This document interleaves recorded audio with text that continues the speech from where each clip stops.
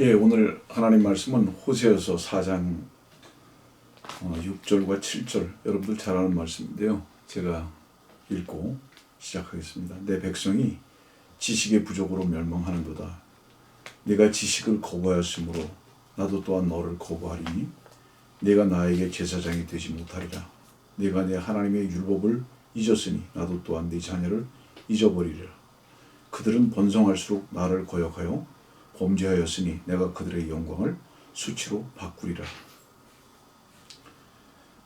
그동안 잘들 지내셨죠? 주 안에서.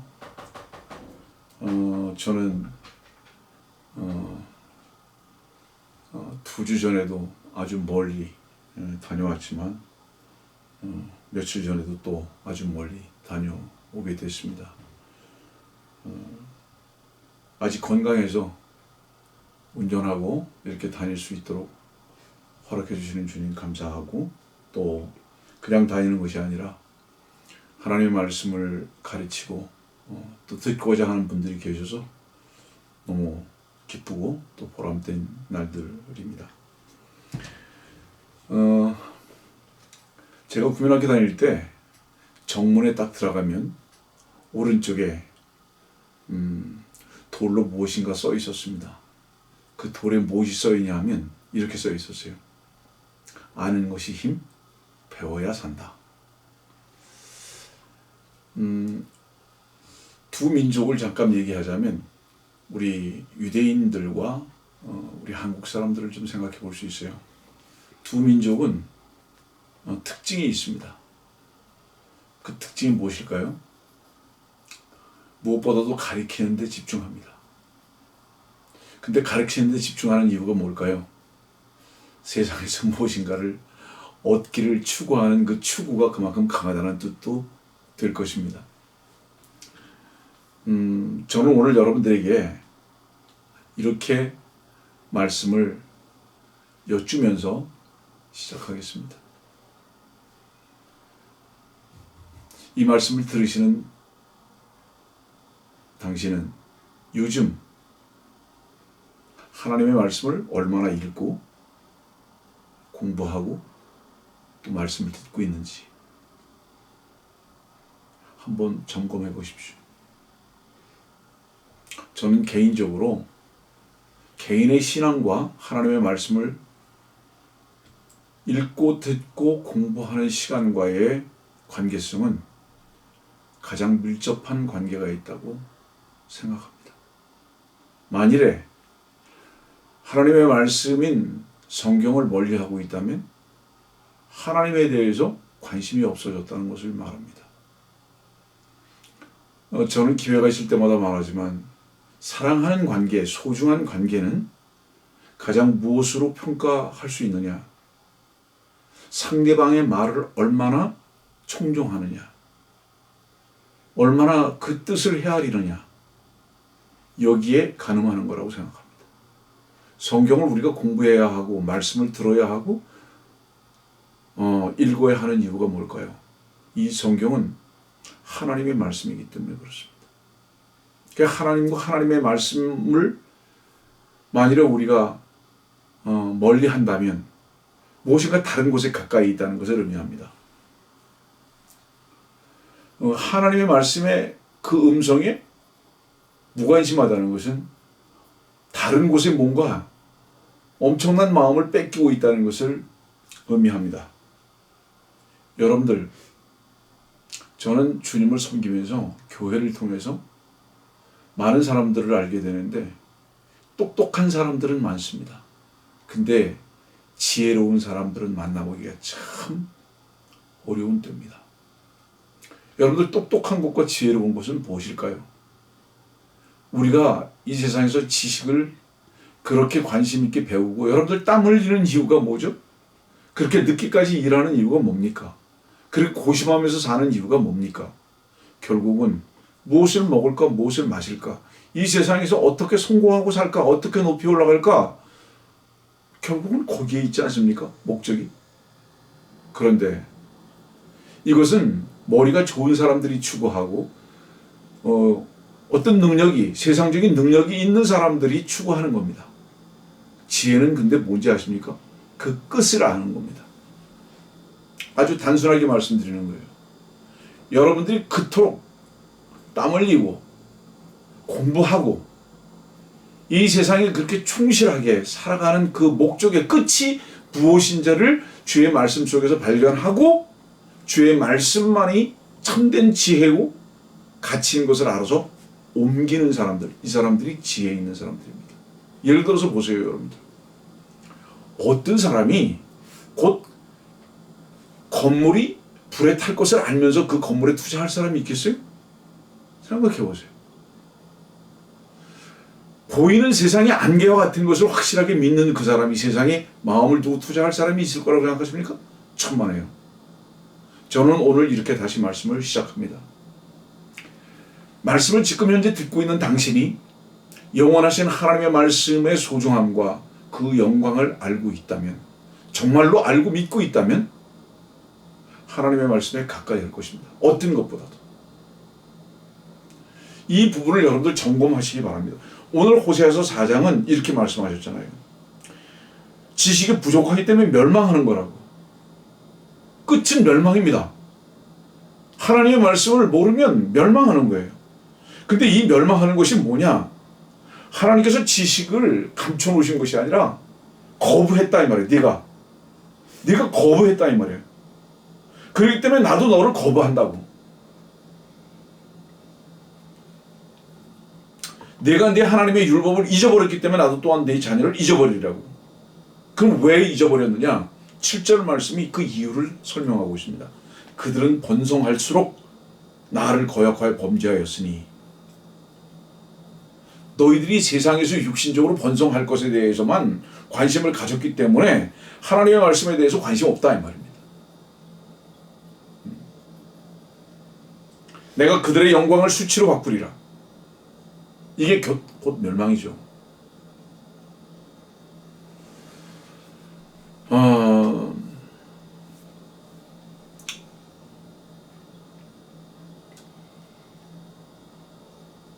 우리는 성경에서 뭐를 얻을 수 있는지 아세요? 영원하신 만유의 주님을 얻을 수 있습니다. 성경을 통해서 천년의 왕국의 상급을 얻을 수 있고요. 성경을 통해서 영원한 구원을 얻을 수 있고요. 성경을 통해서 참된 것과 진리가 무엇인지 생명이 무엇인지를 얻을 수 있습니다. 반면에 성경을 공부하다 보면 마귀를 원수로 여길 줄도 알고요. 예, 잠깐 말하겠습니다. 이해 안 되는 일이 있습니다. 사람들이 이렇게 잘 질문합니다. 부처님 가운데 토막이시냐고, 목사님. 왜 그렇게 질문할까요, 사람들이? 최근에도 제가 그런 질문을 받았거든요. 미워해야 할 사람을 왜 미워하지 않느냐 이 말이에요. 증오해야 할 사람을 왜 증오하지 않느냐 이 말이에요. 오히려 어떻게 사랑하고 그들을 위해서 기도하고 어떻게 그리워하냐 이 말이에요. 이게 붙여진 가운데 통하기 때문에 그렇지 않느냐고. 제가 웃지만은 저는 오늘 말씀을 들으시는 분들에게 이렇게 질문합니다. 하나님의 원수가 원수이기를 원합니다. 당신의 원수가 아니라 하나님의 원수가 당신의 또한 원수이기를 원합니다. 하나님께서 사랑하시는 것이 분명하면 당신에게도 그 사랑이 빨리 회복되기를 바랍니다. 하나님과 교제하고 그분의 사랑에 취해 있는 사람은요, 그분의 마음과 동일한 감정의 흐름을 갖습니다. 제가 그렇게 착한 사람이 아니에요. 그런데 왜 부처님 가운데 통하기 아니냐는 질문을 왜 듣는지 아십니까? 하나님께서 불쌍히 여기시는 그 마음으로 볼 수 있기 때문입니다. 하나님께서 사랑하고 기다리는 마음으로 볼 수 있기 때문에 그렇습니다. 하나님께서 함께 가기를 원하기 때문에 또한 그렇습니다. 사랑하는 형제와 자매님들, 당신은 하나님의 마음을 가지고 있습니까? 자, 한 가지만 확인합시다. 혹시 당신의 원수기 때문에 원수로 여깁니까? 아니면 하나님의 원수기 때문에 원수로 여깁니까? 당신이 사랑할 때는 같이 사랑하고 당신이 미워하고 당신이 원수로 여기니까 함께 원수로 여깁니까? 아닙니다. 옮기십시오. 하나님의 마음으로 옮기십시오. 오늘 저는 이렇게 좀 서론이 길지만은 부탁을 드립니다. 우리가 왜 망하게 되느냐? 망하는 건 다른 거 없어요. 하나님을 얻고 누리지 못하기 때문에 망합니다. 예. 그 사람들이요, 자기가 생각하는 어떤 길이 온 것 같지만 결국은 멸망의 길입니다. 주님의 길 가운데로 옮기십시오. 예. 이 길은 이 땅에서만 필요한 것입니다. 길에 있을 때에 화해해야 합니다. 이 길이라는 게 뭐죠? 주님께서 이렇게 말씀하셨잖아요. 길이요 진리요 생명이라고 했습니다. 주님께서 인도하시는 길, 이것이 시작은 어딘지 아십니까 여러분들? 아직 구원 얻지 못한 그곳에서부터 시작된 겁니다. 지옥도 하나님께서 이끌어 가실 수 있는 길의 시작입니다. 죄도 하나님께서 이끌어 가실 수 있는 길의 시작입니다. 그 길을 통해서 진리로 인도함을 받고 생명으로 갑니다. 이 세상은 길입니다. 그런 의미에서 볼 때 주님께서 길이요라고 말씀하셨던 것은 무엇을 말씀하시는지 아세요? 여러분들, 생명으로 가기 위한 시작입니다. 그래서 이 길은 때로는 증오일 수도 있고 미움일 수도 있고 죄일 수도 있고, 예. 그러나 이 길 가운데서 그냥 있지 마시고 진리를 만나십시오. 그때 그 진리를 통해서 생명이 무엇인지를 알게 될 것입니다.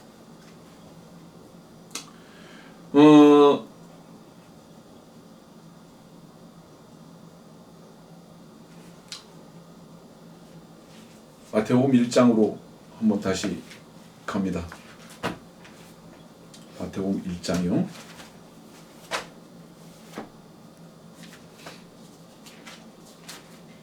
사람들은요, 공부라는 단어를 싫어합니다. 공부라는 단어를 싫어해요. 많은 경우에 그렇습니다.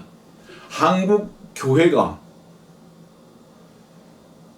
항상 제가 좀 들추어냈지만은 많은 문제들이 있는데 성경을 안 가르칩니다. 제가 주님께 참 감사한 것이 있다면 이겁니다. 주께서 저의 구주가 되셨다는 것, 저를 구원하셨다는 거죠. 근데 단순히 구원만 받은 것이 아니라 하나님의 말씀을 공부할 수 있도록 하셨던 겁니다.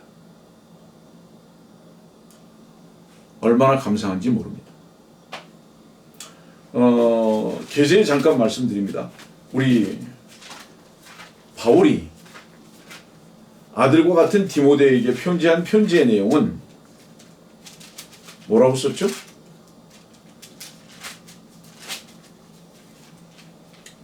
디모데후서 2장 15절입니다. 내가 진리의 말씀을 올바로 나누어 자신이 하나님 앞에 부끄럽지 않은 일꾼으로 인정받도록 공부하라. 공부하라고. 예. 공부해야 합니다. 근데 공부하기 싫어합니다. 여러분들 주식에 투자하는 사람은 주식 공부하고 있고요. 뭔가 중요한 것을 목표로 할수록 그 공부합니다. 창념합니다. 거기 하나님의 말씀에 가치를 아는 사람 공부하십시오. 다시 마태복음 1장으로 가죠. 1절입니다. 다윗의 아들이요 아브라함의 아들인 예수 그리스도의 세대에 관한 책이라.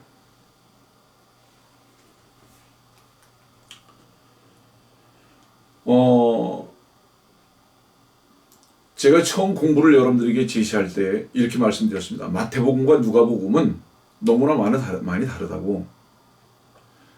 그래서 그것을 공부하려면 여러 번에 걸쳐서 공부하셔야 된다고. 자, 특징적인 걸 말씀드리겠습니다. 마태복음에만 나오는, 그리고 주제로 다루는 부분이 있습니다. 그게 뭐냐? 왕국 혹은 천국이라고 다루는 부분입니다. 누가복음은 이 말씀을 어떻게 표현하는지 아세요?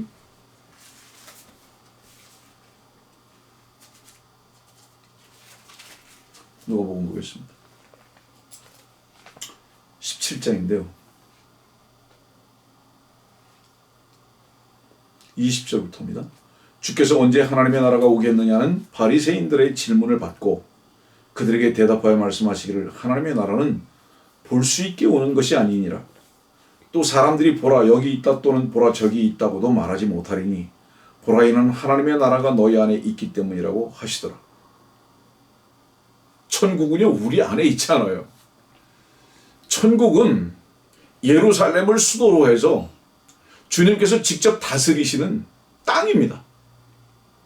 그래서 천국은 꼭 주권국가, 다시 말하면 미국이라는 국가가 형성되기 위해서는 국민이 있어야 되고요. 그 다음에 땅이 있어야 되고요. 주권이 있어야 되잖아요. 모든 주권은 국민으로부터 나오죠. 이스라엘은 신정 통치입니다. 하나님께서 주가 되신 거예요. 모든 다스리는 권한이 그분에게 있습니다. 말이 좀 옆으로 나갔지만 천국이라는 나라는 백성도 있고요. 그 다음에 땅도 있고요. 그 백성과 땅을 다스리는 주님이 계십니다. 예수 그리스도십니다. 메시아입니다. 그분이. 그래서 이 천국은 물리적인 나라입니다. 그런데 여기 보니까 누가 보면 하나님의 나라를 말씀하시면서 하나님의 나라가 볼 수 있게 오는 것이 아니라고, 또 여기 있거나 저기 있는 것도 아니라고, 장소적 개념이 아니라고, 이거는 하나님의 나라는 너희 안에 있다고. 이건 영적인 나라라 이 말이죠. 예, 영적인 나라. 기회 있으면 제가 한번 이 부분도 참 다루겠습니다만, 요한복음 4장에 보면은요, 사마리아 수가성 여인에 대한 얘기가 나오는데요. 그 사마리아 수가성 여인에게 이제 주님하고 얘기를 나누는데 4장 20절입니다. 우리 조상은 이 산에서 경배를 드렸는데 당신들은 경배 드려야 할 곳이 예루살렘에 있다고 말하나이다 라고 하니 장소를 말합니다. 장소를. 그러니까 21절에 예수께서 그녀에게 말씀하시기를 여인아 나를 믿으라. 너희가 이 산에서나 예루살렘에서도 아버지께 경배하지 않을 그때가 오리라. 장소를 말씀하시면서 때를 말씀하십니다. 그 때는 장소와 함께 어떤 산이나 예루살렘 어떤 성이나 어떤 특정한 시간이 아니고 23절입니다. 그러나 참된 경배자들이 아버지께 영과 진리로 경배 드릴 때가 오나니 바로 지금이라. 이 말씀 무슨 말씀이죠? 영적인 것은 장소적 개념이나 시간적 관점이 아니다. 영적이라는 것은 이것을 초월한 거다. 영적인 사람은요, 특징적인 거 하나 있습니다. 그게 뭔지 아세요? 상황과 환경에 지배받지를 않습니다.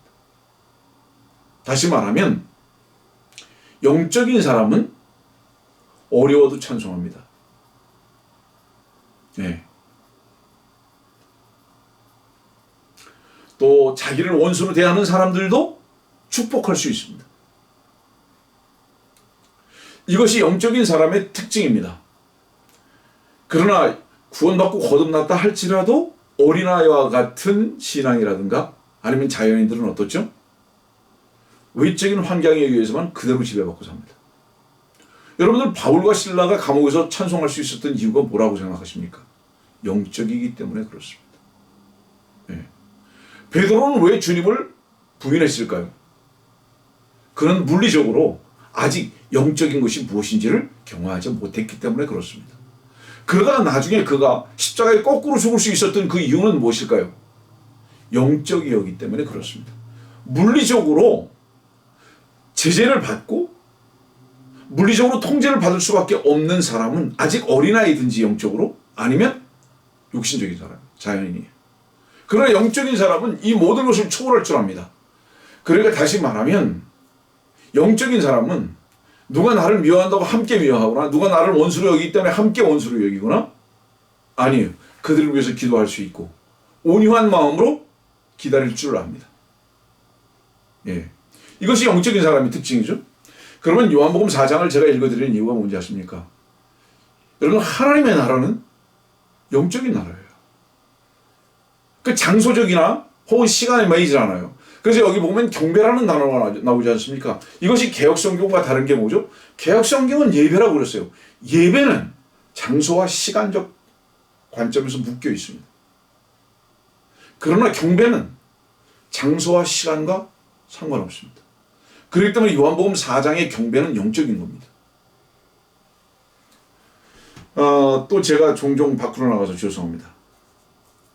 지난번에 여러분들이 공부를 했던 것 연이어서 오늘 얼만큼 할 수 있을지는 모르겠지만 시간이 허락하는 대로 할 것입니다. 마태복음 1장 1절은 다윗으로 시작해서 아브라함으로 연결되고요. 예수로 시작해서 그리스도로 연결됩니다. 혹시 여러분들이 지금까지 어떤 사람들은 다윗과 아브라함의 순서에 대해서는 배웠을 수도 있습니다. 이유가 뭐냐? 샌프란시스코 독립침례교회에서도 이 부분은 제가 여러분들에게 강의한 기억이 있기 때문입니다. 그러나 뒤에 나오는 1장 1절에 뒤에 나오는 예수와 그리스도에 대한 부분, 이 부분에 대해서는 자세히 여러분들에게 가르쳐드린 적이 없습니다. 자, 단순하게 말씀드릴게요. 두 가지 관점입니다. 예수는 마태복음의 관점에서 볼 때는 메시아입니다. 왜 마태복음의 관점에서 볼 때는 메시아냐?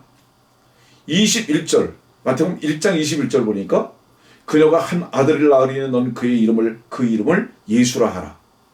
이는 그가 자기 백성을 그들의 죄들에서 구원할 것이기 때문이라 하고, 이 예수라는 이름의 첫 번째 그 이름의 뜻을 등장시키면서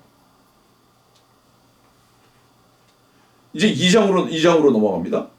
2장으로.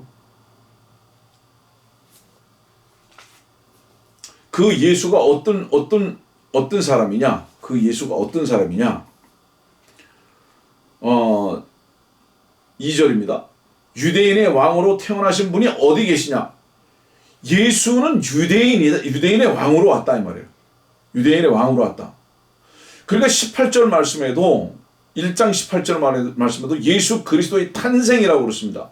여러분들 탄생은 왕에다 국한해서 적용하는 거예요. 여러분들 누가 탄생했다 이렇게 말하지 않아요.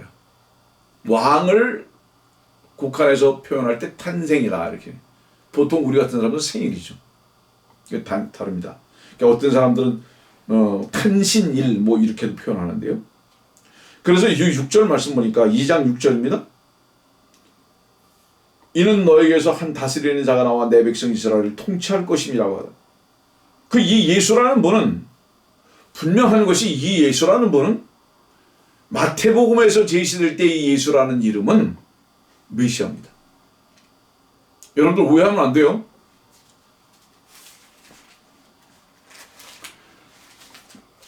그래서 마태복음 27장에 이 예수라는 이름은 37절 보니까 이 사람은 유대인의 왕 예수라고 쓴 죄명을 붙였더라. 그러니까 이 예수를 마태복음 1장 1절 뒤편에 다윗의 아들과 예수라는 이름이 연결된 겁니다.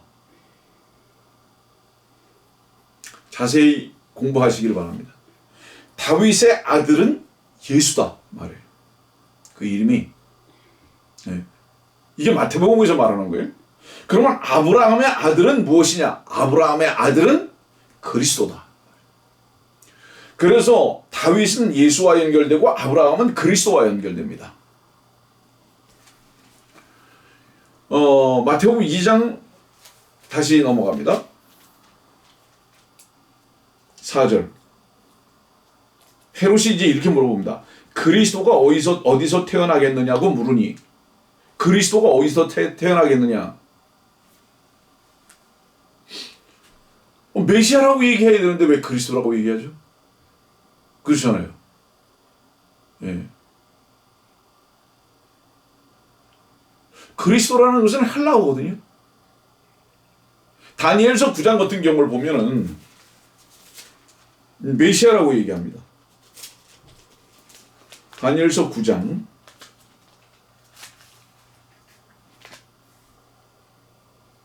25절. 그러므로 알고 깨달아라.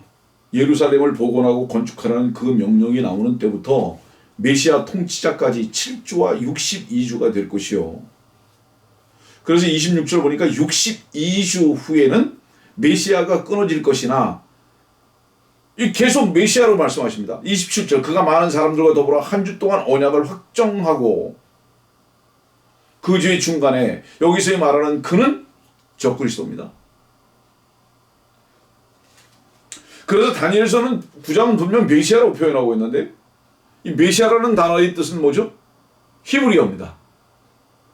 근데 마태복음은 헤롯이 뭐라고 얘기하죠? 그리스도가 어디서 나겠느냐고 이렇게 말합니다. 자, 우선 그 당시에 문화적인 배경을 잠깐 설명을 드립니다. 이 당시에는 언어는 아람어를 썼습니다. 그러니까 아람어는 뭐죠? 여러분들이 잘 아시는 나만을 기억할 겁니다. 열왕기 하 5장 같은 경우에 이제 나만이 나오는데, 이 나만은 시리아의 군대 장관입니다. 이 시리아를 아람이라고 표현했습니다. 예. 그래서 이 시리아 아람에 아람어를 썼어요. 그 당시에 누가요? 히브리인들이. 그럼 히브리어를 쓰지, 사실은 가나안을 쓰지 못하도록 했습니다. 그 다음에 헬라어로는 글자를 썼습니다. 그러면 헬라어는 또 왜 썼을까요? 헬라는 정치와 종교와 문화의 모든 특별한 권위를 가지고 있었습니다. 시대적으로 볼 때. 그래서 언어는 아람어를 썼고 글은 헬라어를 썼습니다. 정치는 로마의 지배하에 있었기 때문에 정치적으로는 로마의 통제 아래에 있었습니다. 이것이 그 시대의 역사적이고 문화적인 배경입니다. 그러면 헤롯이 그리스도가 어디서 태어나겠느냐고 물으니랬을 때 이 그리스도는 그 당시에 헤롯의 위치에서 볼 때는 유식한 사람입니다. 그래서 헬라어에 능통했던 거예요. 왜냐하면 그 당시의 문화나 철학이나 종교는 헬라어에 기초를 두고 있었기 때문에, 다시 말하면 그리스입니다. 그렇기 때문에 그리스도라고 표현하는 거예요.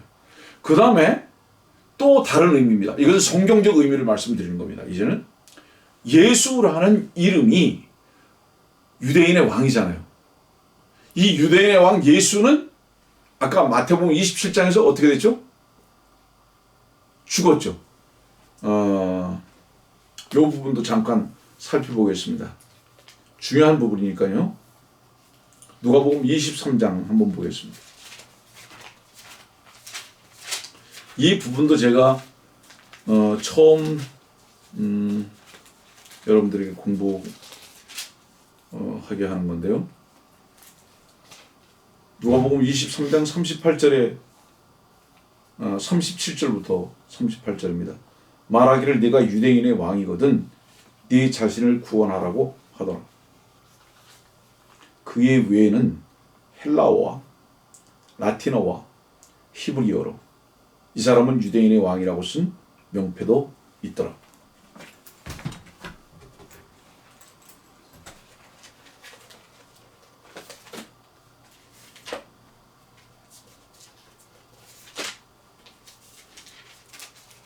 제가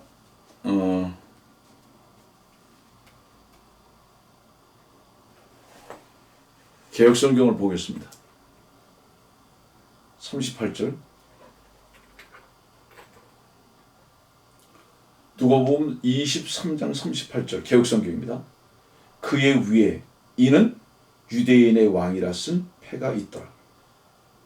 여러분들 조금 아까 여러분들에게 읽어드렸는데 너무 많이 차이가 나죠. 저는 지금 여러분들이 공부를 하면서 세 가지의 성경을 앞에 놓고 있습니다. 하나는 한글 킹 제임스 성경, 하나는 흠정역, 또 하나는 개역 성경입니다. 그런데 개역 성경은 이렇게 차이가 나는 거예요. 한글 킹 제임스 성경은 뭐라고 기록되어 있다고 말씀드렸죠?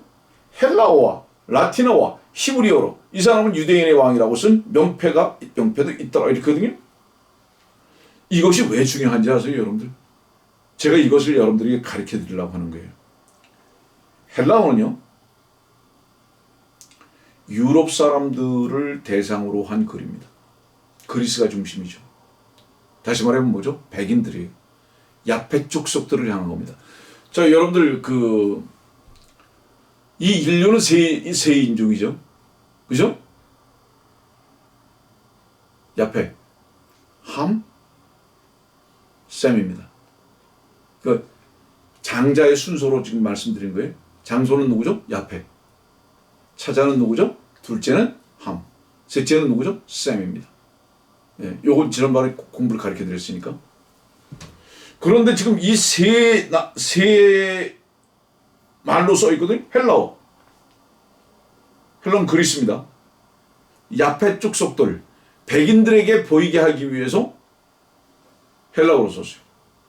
그 다음에 뭐라고 그랬죠? 라틴어. 이게 라틴은 뭐죠? 이건 북아프리카입니다. 함족이에요. 흑인들.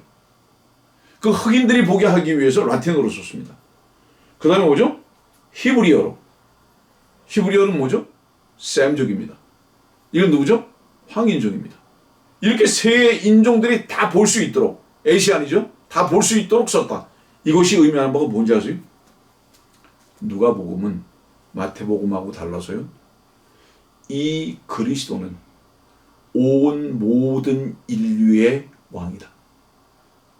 모든 인류를 구원하고 하나님의 나라를 그들 마음 가운데 영접한 자들에게 하나님의 나라를 심어줄 수 있는 그리스도시다. 이분이. 이것을 그분의 죽으심으로 말미암아 입증시키시는 겁니다. 왜 이분이 예수라는 이분이 그리스도가 되어서 죽느냐. 이것을 지금 누가복음 23장은 정확하게 기록하고 있는 거예요. 백인, 흑인, 황인 할 것 없이 이 세상의 모든 인종들은 이 예수 그리스도로 말미암아 구원 얻어야 된다. 그리고 이 예수 그리스도를 그리스도로 영접해야 한다. 이것이 결국은 나중에 하나님의 나라와 천국이 하나가 되어서 그리스도와 함께 통치하는 통치권에 대한 부분을 가리키고 있는 겁니다. 성경 여러분들 자주 말씀드리는데 만만하지 않아요. 곧 다시 말하면 누가복음 23장은 자 19장 10절에 여러분들이 누가복음의 중심 요절이라고 말씀드렸잖아요. 인자가 온 것은 잃어버린 자를 찾고 또 구원하려는 것이라고 하시더라고요. 주님께서 육신의 몸을 입고 오신 이유가 뭐냐? 잃어버린 자를 찾고 또 구원하려는 것.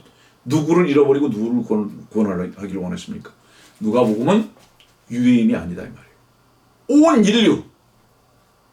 온 인류를 다 구원하기 위해서 백인도, 흑인도, 황인도 다 구원하기 위해서 주님께서 오셨다. 이것을 지금 누가복음은 가리키고 계시다는 것을 잊어버리면 안 됩니다. 그래서 주님은 모든 민족의 왕으로 오셨다. 한번 생각해 보세요. 콜럼버스가 북미를 발견하기 전에 실제로는요.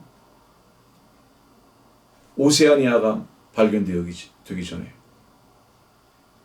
실제로는 남미가 발견되기 전에 자 언제 이 부분은 이제 미국의 역사를 공부한 사람으로서 북미와 남미에 대한 부분을 여러분들에게 가르쳐드릴 기회가 있을지 모르겠지만 이쪽 북아메리카와 남아메리카는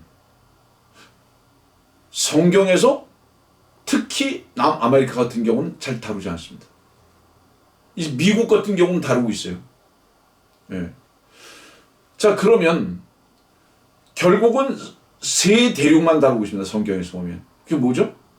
아프리카입니다. 유럽입니다. 아시아입니다. 그러면 이 세 대륙이 만나는 곳이 유일하게 어디입니까? 어디예요? 이게 이스라엘입니다.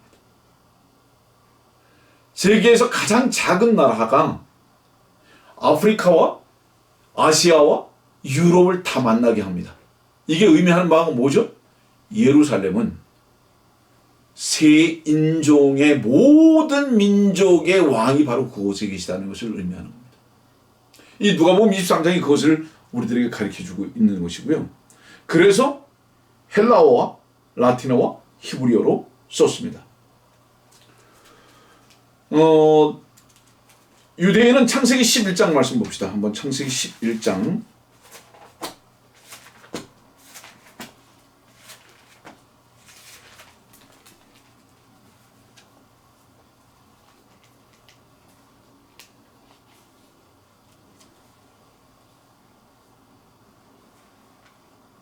10절입니다. 이것이 셈의 후대라. 셈이 100세였을 때, 즉 홍수 후 2년에 아르박삿을 낳고, 유셈이 누구죠? 결국은 황인종입니다. 예. 그 유대인은 황인종이에요. 근데 이 황인종인 유대인이 창세기 17장을 보면요, 이 셈의 조상을 둔 아브라함입니다. 셈을 조상으로 둔 아브라함. 아브라함이 5절 말씀 보니까, 창세기 17장 5절 말씀 보니까, 네 이름을 더 이상 아브라함이라 부르지 않고 네 이름을 아브라함이라 하리니 이는 내가 너를 많은 민족들의 아비가 되게 하였습니다. 그러니까 드디어 여기서 이제 아브라함이라는 이름이 나오거든요.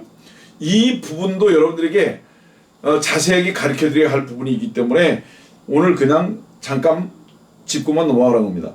그 왜 이름이 아브라함에서 아브라함이 됐느냐?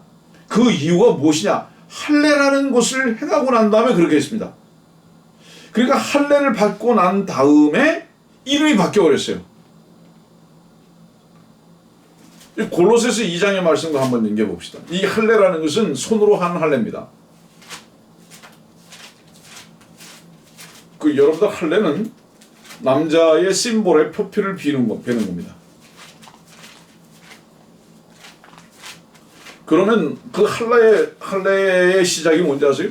아브라함이 할례를 했다. 그리고서 자 이제 보세요. 아브라함이 할례를 하기 전에 이삭을 낳습니까? 할례를 하고 나서 이삭을 낳습니까? 아브라함이 할례를 하고 이삭을 낳았어요. 할례를 하기 전에 누구 낳았죠? 이스마엘을 낳습니다. 할례라는 남자의 포피를 벤다는 그 의미가 뭔지 아세요? 더 이상 남자의 피와 남자의 힘에 의해서 아들을 낳지 않습니다. 지금부터는 하나님의 능력의 말씀 약속에 따라서 낳는 것입니다. 곧 이것이 첫 번째 아들이 이삭이죠. 약속에 의한 것. 이것이 하늘의 생명으로 말미암는 주님의 언약의 약속의 시작인 것을 우리는 압니다. 그 골로새 2장의 말씀 보면 1절이에요. 또한 너희가 그의 안에서 손으로 하지 아니한 할례를 받았으니 곧 그리스도의 할례로 육신의 죄들의 몸을 벗어버린 것이라. 여기는 지금 이제 영적 할례라는 그 말씀이 나오는 거예요. 이 영적으로 할례를 받았다 이 말이에요. 우리는 주님께서 십자가에 달려 죽으신 것을 믿을 때에 함께 죽은 것이 되어버린 겁니다. 우리 피 흘린 적이 없어요.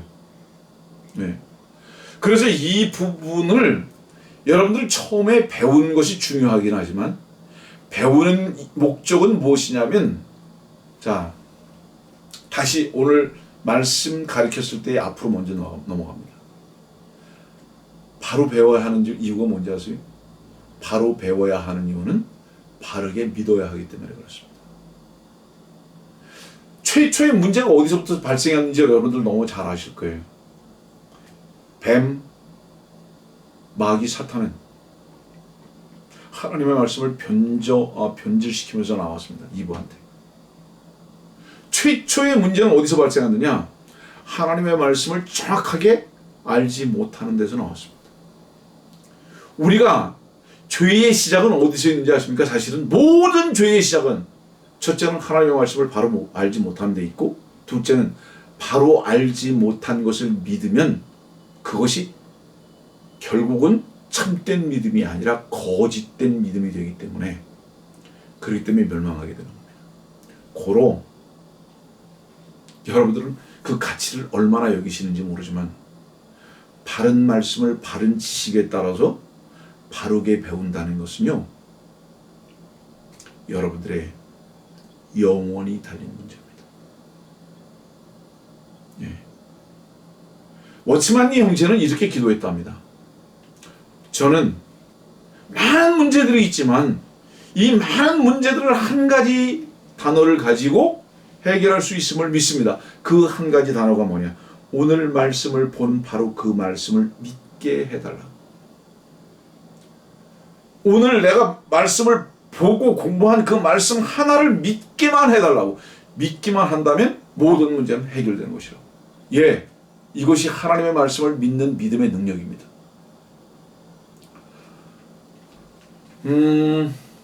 어떤 사람들은요, 이해할 수 없을지 모릅니다. 어떻게 저렇게 말씀을 전하나? 예. 어떻게 전할 수 있다고 생각하십니까? 진리를 알면 자유합니다.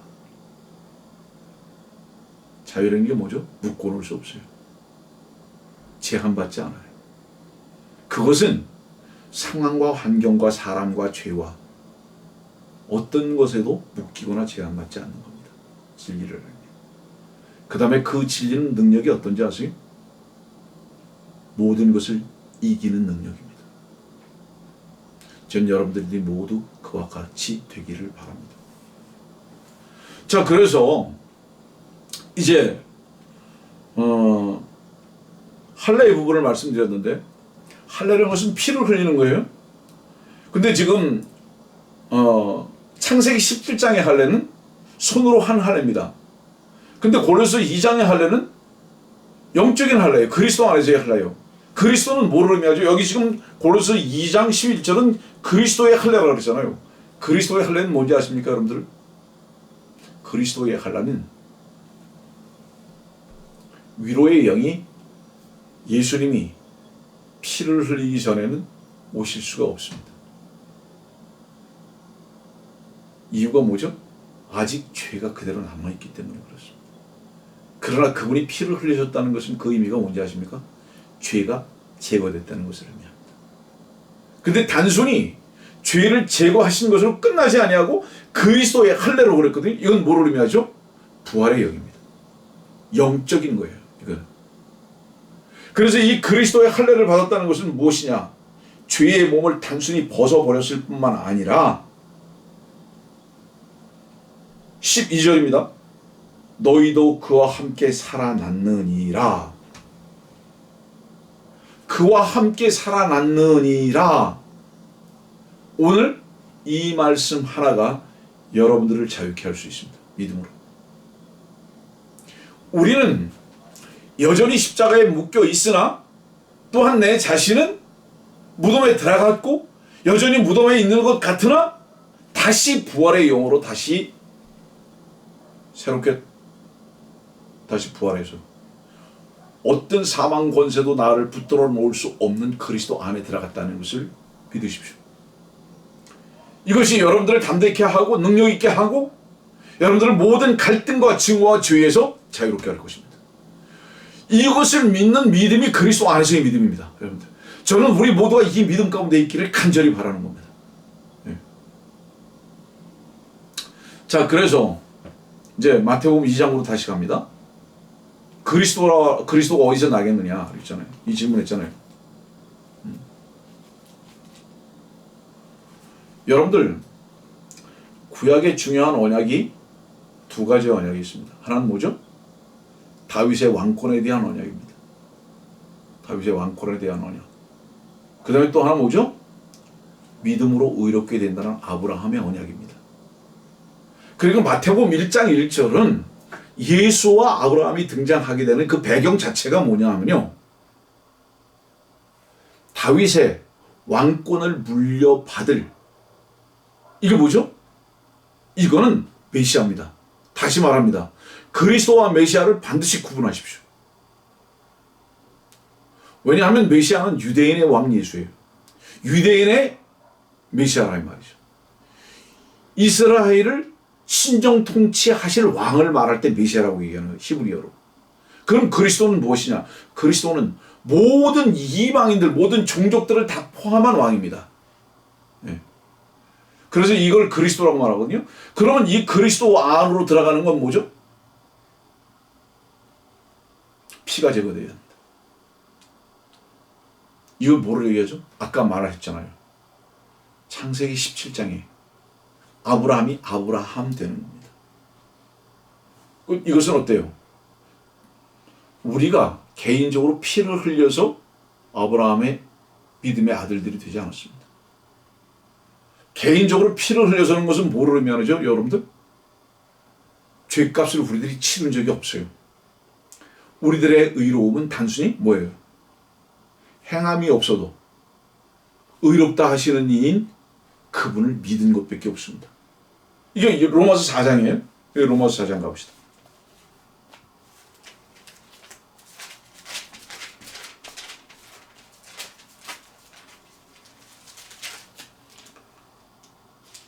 로마서 4장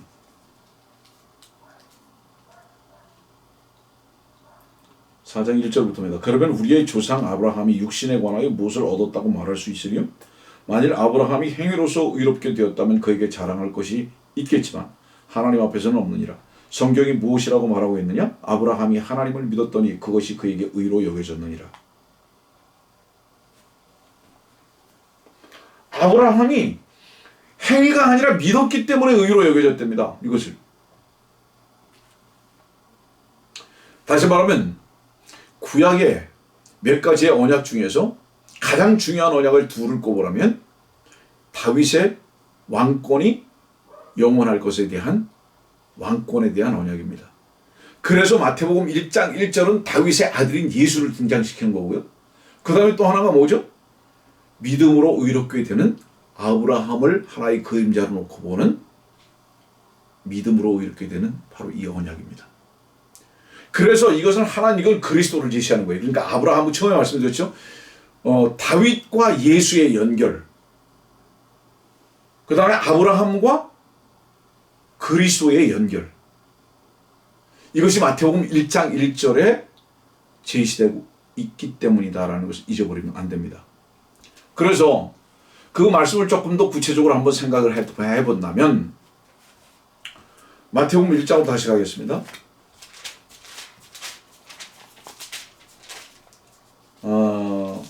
조금 염려스러운 거는요.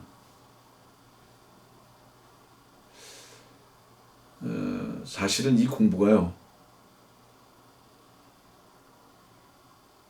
박사과정에 있는 분들도 이런 공부를 잘 안 하는 겁니다. 첫째는 이 정도로 깊이 있는 관심이 없고요. 이렇게 가르쳐 줄 수 있는 선생이 없습니다. 그래서 혹여 밖에서 말씀을 듣고 공부하라고 하시는 분들이 충격적일 수도 있습니다. 그러나 제가 어렵고 쉬운 거를 떠나서 이렇게 가르쳐 드릴 수밖에 없는 이유는 뭐냐? 자, 말씀을 공부하시는 분들, 쉬운 것은요, 다른 분들에게서 배우세요. 어려운 거, 조금 이거 어렵다라고 생각하는 거, 제가 실력이 있다는 것을 말씀드리는 게 아니에요. 다른 분들이 다루지 않는 것을 저는 다룰 테니까 그거 배우세요. 어렵고 힘들어도 그거 배우십시오. 예. 청취자들이 많지 않을 수는 있을 겁니다. 그러나 어디서도 배울 수 없는 거기 때문에 가르쳐 줄 수밖에 없다. 이게 중요한 부분이니까. 그렇지만 사실은 저의 욕심과 또 간절한 소원은 어렵더라도 고비를 조금 넘겨보시라. 그러면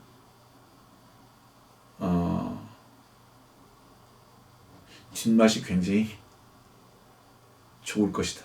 입에는 쓰지만 여러분들 속에는 아주 달 것입니다. 그러니까 조금 인내를 가지고 공부하시기를 바라는 겁니다. 마태복음 1장에 보면은요, 3절에 다말이 나오죠? 유다는 다말에게서 그랬습니다. 그 다음에 5절 말씀 보면 라합이 나옵니다. 살몬은 라합에게서 그렇습니다. 그 다음에 보아스가 나옵니다. 보아스는 룻에게서 그랬습니다. 그 다음에 6절 말씀 보면 우리아의 아내였던, 그래서 바세바라는 이름을 빼고 우리아의 아내였던 여인에게서 솔로몬을 낳고 그랬습니다. 참고로 말씀드립니다. 개역 성경은 여전히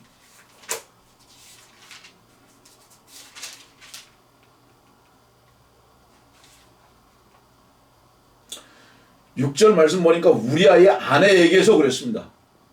우리아의 아내에게서 그랬습니다. 여러분들 사무엘하 12장을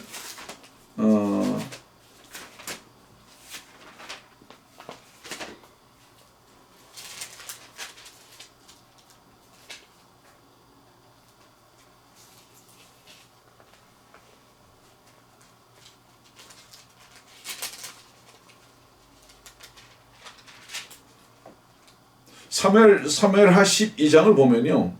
11장에 보면 우리아의 남편이 죽습니다. 26절 보니까 남편이 죽죠. 그 다음에 2장을 넘어가서요. 다윗이 우리아의 아내였던 바세바를 집으로 데려옵니다. 그래서 정식으로 아내를 삼아요. 그리고서 낳은 아들이 솔로몬입니다. 여러분들. 그러면 이 시간이 많이 가기 때문에 다 읽어드릴 수는 없고요. 개역성경의 마태복음 1장 6절에 우리아의 아내에게서라는 현재 시제 속에서 솔로몬을 낳았다는 것은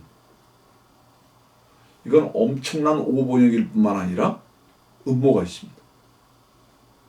분명히 솔로몬은 100% 완벽한 그리스도의 모형은 아니지만 그리스도의 모형 속에서 많은 것들을 내포하고 있습니다. 왜냐하면 주님께서는 교회의 머리가 되실 뿐만 아니라 교회를 건축하고 계시죠. 지금도. 이 솔로몬은 그랬습니다. 또 뿐만 아니라 왕권을 가지고 계신 위치에서 볼 때도 솔로몬은 예수 그리스도의 모형인 것이 확실합니다. 전체는 아닙니다. 그런데 이 솔로몬을 우리아의 아내에게서라고 해버리면 문제가 생깁니다. 솔로몬이 부정한 데서 나온 거예요. 그렇지만 우리아의 아내였던이라는 과거 시제 속에서 이 말씀을 번역한 마태복음 1장의 6절 말씀. 이 킹제임스 성경이죠. 우리아의 아내였던 여인에게서 과거 시제입니다. 맞습니다. 바세바는 우리아가 죽고 다윗에게 시집 오고 나서 그러니까 시집 오기 전에 낳은 아이는 죽었습니다. 여러분들. 사무엘하 12장 보세요. 죽었어요. 그리고 정식으로 아내가 된 후에 낳은 것이 솔로몬입니다. 그래서 이 아내였던이라는 이 말씀이 정확한 번역이에요. 참고하시기 바랍니다. 제가 그래서 이 말씀을 지금 네 여인을 불러드렸어요. 다말, 라합, 룻, 우리아의 아내였던 바세바. 마태복음 1장은 무슨 족보죠? 17절까지. 누구를 지금 계속 얘기하는 거죠? 왕입니다. 왕. 이 왕을 계속 얘기하는 이유가 뭔지 아세요? 시작이 누구죠? 아브라함부터 시작하고요. 1절은 물론 다윗부터 시작하지만 왕을 얘기하는 거니까요. 그 다음에 아브라함이 나오고요. 이삭이 나오고 야곱이 나오고 유다가 나오고 계속 나옵니다. 그 다음에 여자들이 나옵니다. 이 여자들은 공통점이 뭐죠? 두 가지 공통점이 있습니다. 하나의 공통점은 뭐죠? 모두 성적인 문제를 가지고 있습니다. 또 하나의 공통점은 뭐죠? 모두가 다 이방인이라는 겁니다. 왜 이 이방인들과 성적으로 문제 있는 이 여인들을 마태복음 1장 왕의 족보 가운데 집어넣으셨을까요? 이유가 무엇일까요? 그리스도에 대한 부분을 강조하시는 겁니다. 예수의 부분이 아니라 그리스도의 부분. 다시 말하면 뭐냐? 우린 모두가 이방인들입니다. 네. 그런데도 불구하고 그리스도 안에서는 이방인도 헬라인도 유대인도 없습니다. 그래서 이 여인들을 거기다 집어넣은 것입니다. 이 부분을 여러분들이 또 다시 다룰 기회가 있기 때문에 오늘 이 정도로 넘어갑니다. 마태는 어떤 사람이었을까요? 마태는요, 세리였습니다. 그 당시에 마태는 어떤 사람인지 아세요? 모든 사람으로부터 미움받았습니다. 평판이 아주 나쁜 사람이었습니다. 얼마큼 나쁜 사람인지 아세요? 창녀보다도 더 나쁜 사람이었습니다. 마태는. 이유가 뭘까요? 자기 동족들의 세금을 착취해서 로마에 갖다 바쳤습니다. 다시 말하면 로마의 앞제비라죠. 매군 거예요. 매군 거. 이완용이보다 더 나쁜 거죠.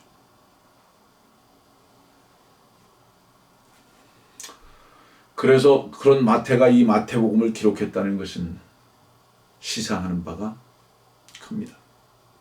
오늘 시간이 많이 가서 말씀을 줄여야 되겠는데요. 여러분들에게 이렇게 질문하면서 말씀을 줄입니다. 지금 현재 당신은 하나님의 말씀을 얼마나 가까이 하고 사십니까? 당신의 무릎과 당신의 손에서 혹시 하나님의 말씀을 내려놓은 적은 얼마나 오래되었습니까? 저는 교회에서 하나님의 말씀에 대해서 특별히 많은 관심을 가지고 있었던 사람들을 기억합니다. 내가 봤던 모습 중에서 가장 아름다운 모습이 바로 그런 모습이었습니다. 오늘 호세아서에 있는 말씀과 같이 당신이 혹시 번영함을 추구하십니까? 하나님의 말씀의 지식에 대한 진지함과 그 열성은 혹여 잃어버렸습니까? 만일에 그렇다면 당신은 멸망의 길로 가고 있습니다. 공부는 쉽지 않습니다. 그러나 여러분들이 만일에 주님을 사랑한다면 주님을 향해서 관심이 있을 것이고 그리고 주님을 말씀을 기록하고 지식적으로 공부하는 그 부분은 힘들지만은 않을 것입니다. 기쁨도 있을 것입니다. 부탁드리고 싶은 것은 혹여 여러분들의 손에서 말씀을 놓았다면 다시 회복하십시오. 주님의 사랑을 회복하시고 멸망의 길을 가지 아니하고 주의 길대심에 따라 순종하며 사는 성도들이 되기를 간절히 바라면서 오늘의 말씀을 마치겠습니다.